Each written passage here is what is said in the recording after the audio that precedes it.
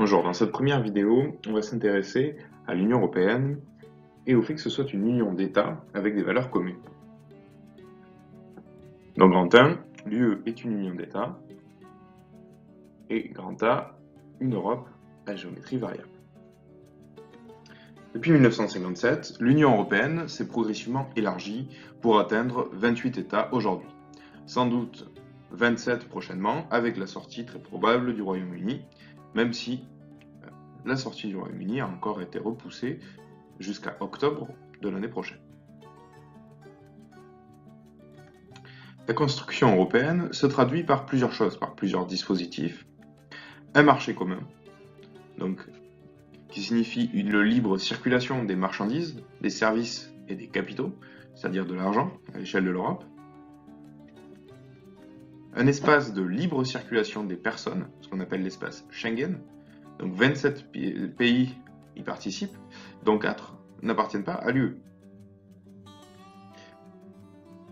L'Union européenne dispose également d'une monnaie commune, l'euro, qui a été adoptée par 19 pays.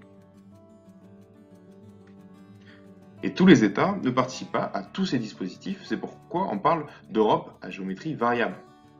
Le Royaume-Uni, par exemple, fait partie de l'Union, pour l'instant, mais ne fait pas partie ni de l'espace Schengen, ni de la zone euro. La Pologne, par exemple, elle fait partie à la fois de l'Union européenne et de l'espace Schengen, mais ne dispose pas encore de l'euro.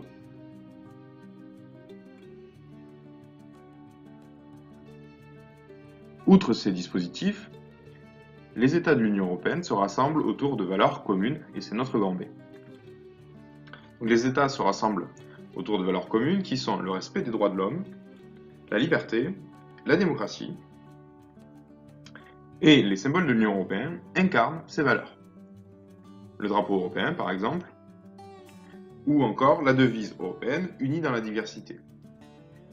Ces deux symboles sont censés donc incarner à la fois cette idée de respect des droits de l'homme, de liberté, de démocratie, mais également cette idée de différence, malgré tout, qui est respectée à l'intérieur d'une union plus large d'États.